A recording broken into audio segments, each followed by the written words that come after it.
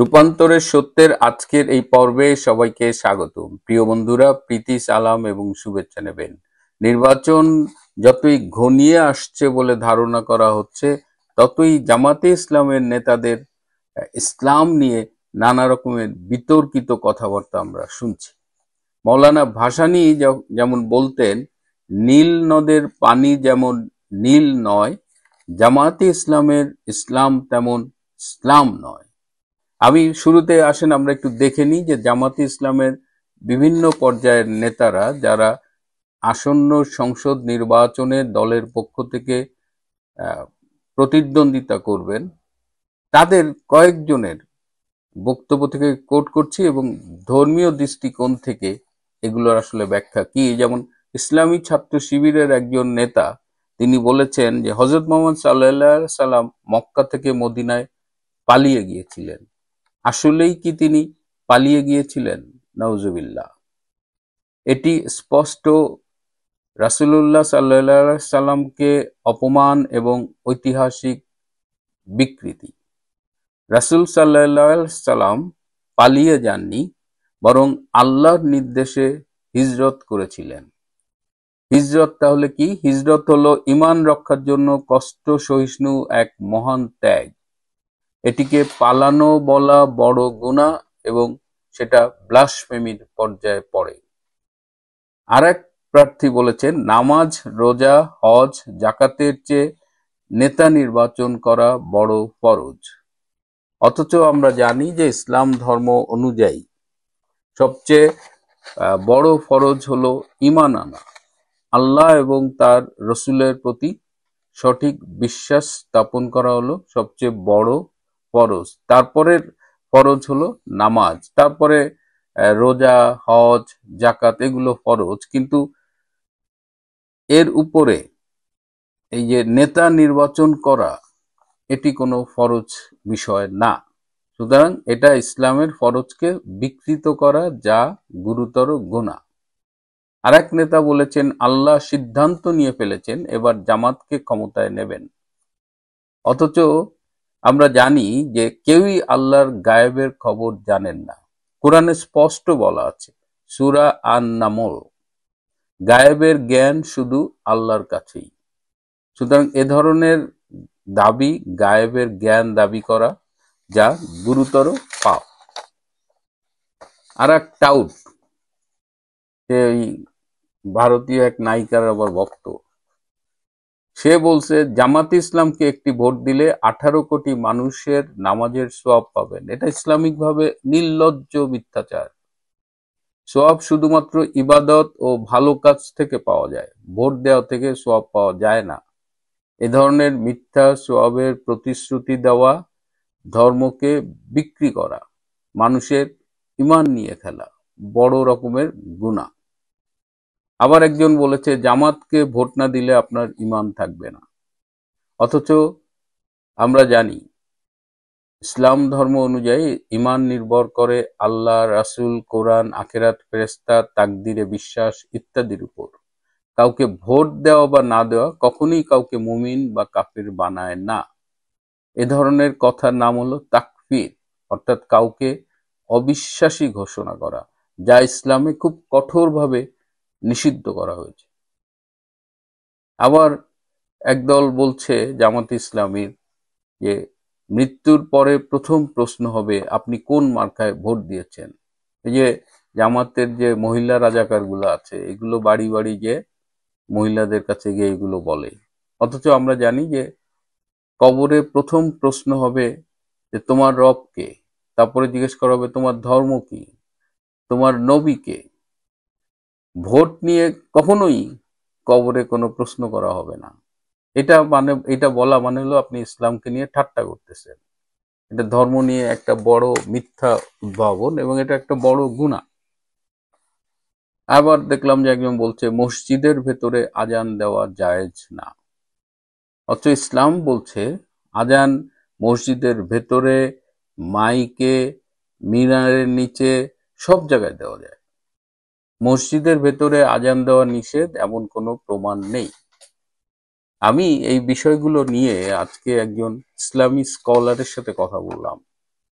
তা আমি তাকে জিজ্ঞেস করেছিলাম যে জামাতে ইসলাম নামে একটা রাজনৈতিক দল আছে বাংলাদেশে, তো তারা এরকম এই যে এসব বক্তব্য দিচ্ছে, আমি এই এক্সাম্পল গুলো দিয়ে বললাম যে এগুলো কি ইসলামের সঙ্গে সামঞ্জস্যপূর্ণ কিনা। তো তিনি আমাকে বললেন যে না, এগুলো আদৌ সামঞ্জস্যপূর্ণ নয়, এ ধরনের দাবিগুলো ইসলাম সম্মত নয়, বরং এগুলো স্পষ্ট মিথ্যাচার, বিভ্রান্তি এবং ধর্মকে রাজনৈতিক স্বার্থে ব্যবহার করা, যেটা জামাতি ইসলামী জন্মের পর থেকেই করে আসছে। তা আপনি যদি তাদের ইতিহাস, জন্মের ইতিহাস দেখেন, এগুলো মৌদুদি থেকে শুরু করে যত নেতা আসছে, আমাদের গোলাম আজম, সে তো 71 সালে, এই যে এখন যা যা দেখতেছেন ঠিক 71 সালে এই অপকর্মগুলো গোলাম আজম এবং তার সাঙ্গপাঙ্গরা করছিল।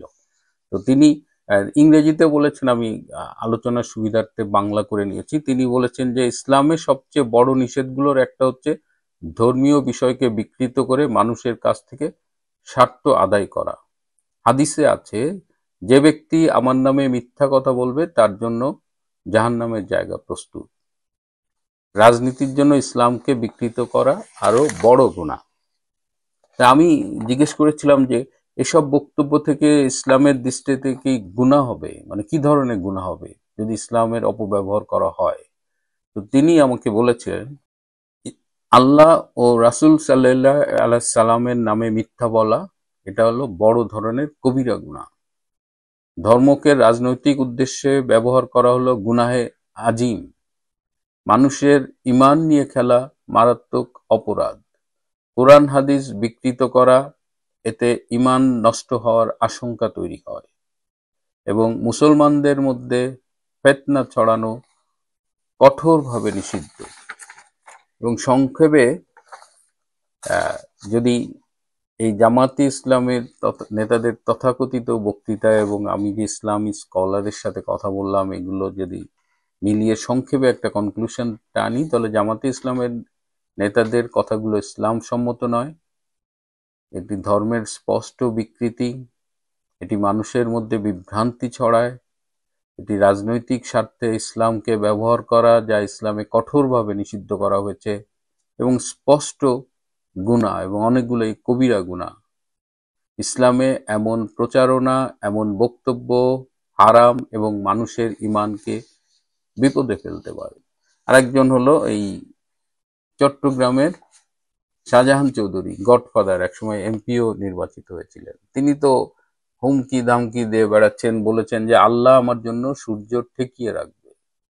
আমি জিজ্ঞেস করেছিলাম ইসলামিক স্কলারকে কি এটা বলা কি জায়েজ কিনা, তো তিনি বলেছিলেন ইসলামে এরকম কথা বলা সম্পূর্ণ নিষিদ্ধ, কারণ সূর্য, চাঁদ, পৃথিবী সবই আল্লাহর কুদরতি নিয়মে চলছে।